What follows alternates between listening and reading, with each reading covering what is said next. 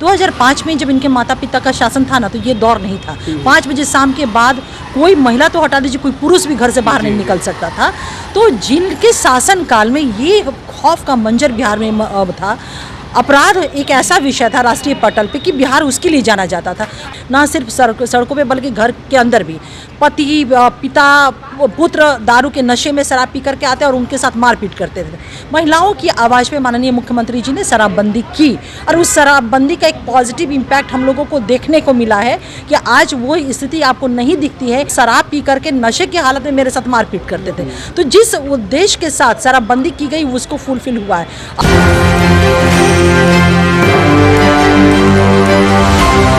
नमस्कार, मैं हूं शैलेश और आप एक न्यूज़ 24 के माध्यम से हमें देख पा रहे हैं। अभी हमारे साथ जेडीयू प्रवक्ता अंजू आरा हमारे साथ होंगी। मैडम, पहले तो बहुत स्वागत आपका। शुक्रिया। मैडम, सबसे पहले तो आज के बैठक का क्या उद्देश्य था, ये पहले बता दीजिए। देखिए, आज बिहार प्रदेश जनता दल यूनाइटेड हमारा जो लीगल सेल है जी मैम, वो नए अभी हमारे अध्यक्ष मनोनीत हुए हैं और उसकी बैठक थी लीगल सेल की। तो उस बैठक का मेन उद्देश्य ये है कि देखिए, एक तो कमेटी का गठन करना, नवगठित अभी हमारे 9 मनोनीत अध्यक्ष हैं, प्रदेश कमेटी जिला कमेटी का गठन करना, इसको लेकर के बैठक थी। और साथ ही साथ हम जानते हैं कि 2025 में बिहार में विधानसभा चुनाव है, उसके मद्देनज़र भी बहुत सारी बातें हुई। तो बेसिकली संगठन को लेकर के सेल का गठन करने को लेकर के और चुनाव के मद्देनज़र। मैडम, महिला सुरक्षा और अपराध को लेकर बार बार आरजेडी जेडीयू को घेर रही है, उसको लेकर क्या कहेंगे आप? देखिए, राष्ट्रीय जनता दल को अपराध जैसे विषय, महिला सुरक्षा विषय, एक तो पहली बात मैं कहूँगी कि हमारी सरकार खुद ही बहुत ही संवेदनशील सरकार है। कानून का राज स्थापित हमने किया है, न्याय के साथ सबका विकास किया है और ये विकास दिखता है। ये नहीं कि हम बोल रहे हैं, परिवर्तन उसे कहते हैं कि जब एक जनमानस उसको महसूस करता है। आप भी महसूस करते हैं। आप रात के 12 बजे 1 बजे पटना में, बिहार में कहीं भी आप आ जा सकते हैं, आपको डर खौफ नहीं है। ये बदलाव हुआ है और लोग महसूस करते हैं। 2005 में जब इनके माता पिता का शासन था ना, तो ये दौर नहीं था। 5 बजे शाम के बाद कोई महिला तो हटा दीजिए, कोई पुरुष भी घर से बाहर नहीं निकल सकता था। तो जिनके शासन काल में ये खौफ का मंजर बिहार में था, अपराध एक ऐसा विषय था राष्ट्रीय पटल पे कि बिहार उसके लिए जाना जाता था। अब वो लोग अगर अपराध के विषय पे सवाल करें तो मुझे लगता है कि उनको कोई मोरल ग्राउंड नहीं है इस विषय पे बोलने के लिए। हमारी सरकार स्वयं संवेदनशील है। हम लोग तो चुनौती देते हैं कि एक भी ऐसा ऑकरेंस आप कोई भी ला करके दे दे जहाँ पे विधि सम्मत कार्रवाई ना हुई हो, सत्ता का हस्तक्षेप रहा हो, शासन प्रशासन पुलिसिंग का आप कहीं भी मुस्तैदी ना देखें। इन्हीं के परिवार के लोग ना आज कहते हैं कि जब अपराध होते थे, घटनाएं घटित होती थी, तो उसका सारा नियंत्रण एक अन्य मार्ग के उस वक्त के सीएम आवास से हुआ करता था। लेकिन मैम, सच्चाई तो ये है ना कि लगभग 20 वर्षों से सरकार में तो आप है, तो सवाल तो आप ही से पूछा जाएगा ना। लगातार जहरीली शराब से भी लोगों की मरने की संख्या बढ़ती जा रही है, उसको लेके क्या कहेंगे आप? जहरीली शराब और शराबबंदी ये दो अलग अलग चीज़ें हैं। देखिए, शराबबंदी को पहले समझना हो। जब शराब पे आप सवाल उठाते हैं तो उसके फिलॉसफी को समझना हो, उसके लिए गए निर्णय को समझना होगा।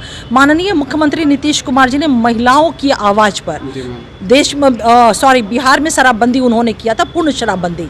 महिलाओं का कहना था कि हम डोमेस्टिक वायलेंस के शिकार होते हैं, हमारे साथ एट्रोसिटीज़ होती है, ना सिर्फ सड़कों पे बल्कि घर के अंदर भी पति पिता पुत्र दारू के नशे में शराब पी करके आते और उनके साथ मारपीट करते थे।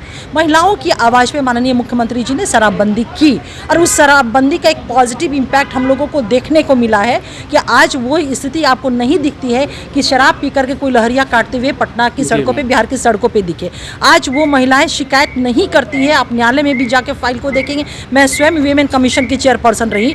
अब किसी भी पिटीशन में ये हम लोग नहीं देखते थे कि महिलाएं ये कंप्लेन कर कि मेरा पति या मेरे घर के पुरुष शराब पी करके नशे की हालत में मेरे साथ मारपीट करते थे। तो जिस उद्देश्य के साथ शराबबंदी की गई उसको फुलफिल हुआ है।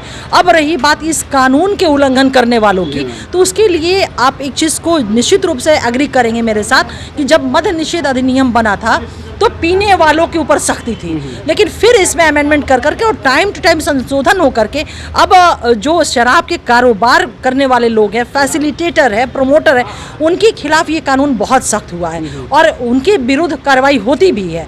और एक चीज़ और ये मानना होता है कि देखिए, कानून का जो खंडन करने वाले वो एक प्रवृत्ति होती है और हर वो समाज में, हर राज्य में, हर देश में वैसे लोग हैं जो कानून का उल्लंघन करते हैं। कानून का राज जब हम लोग कहते तो ऑकरेंस क्या, उसके विरुद्ध कानून फ्री होकर के उनके विरुद्ध कार्रवाई करती है। तारी को लेके क्या कहेंगे? विपक्ष बार बार कह रही है कि तारी एक नेचुरल जूस है, उसके लोग के भी बहुत सारे लोगों को जेल भेजा गया है, तारी इलीगल तारी के बिलों के भी।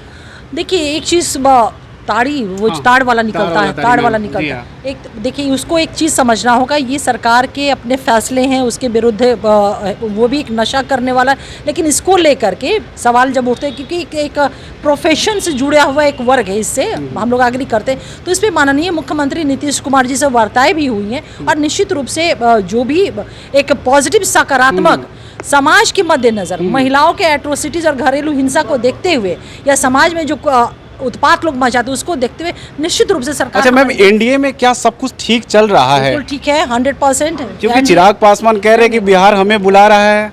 देखिए बुला रहा है, उन्होंने ये भी कहा कि 2025 के बाद लेकिन उनके सांसद ने अरुण जी ने। ये हाँ जी बताइए मैम। वो सांसद कहाँ से हैं? बिहार से।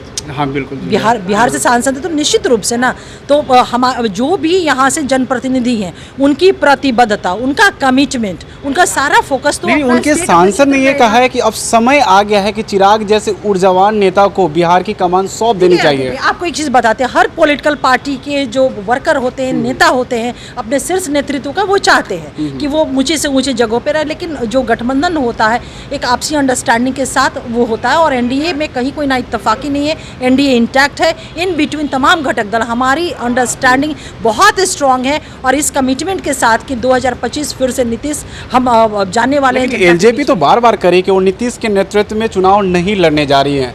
पता नहीं ये कहाँ से आपकी खबर है। आपको मैं बता दूं, अभी विगत कुछ दिनों पहले की बात है और लगातार महीनों से तमाम हमारे जिले में एनडीए का बहुत ही मजबूत और तो बहुत चिराग ही- पासवान अरे सिर्फ सुन सीट- लीजिए, हाँ, मैम, जो आपने सॉरी। सवाल किया उसका जवाब तो ले ठीक है, लीजिए ना। ठीक है, बोलिए। बहुत ही मजबूत और बहुत ही सशक्त पांचों गठबंधन के प्रदेश अध्यक्ष हमारे उस कार्यक्रम में रहे हैं। बहुत सफलतापूर्वक कार्यक्रम रहा है, बहुत मजबूत भीड़ रही है, लोगों ने समर्थन दिया और पांचों हमारे प्रदेश के अध्यक्षों ने इसी नारे के साथ उस सम्मेलन को शुरू करते थे 2025 फिर से नीतीश। तो अब कहीं किंतु परंतु है क्या? तो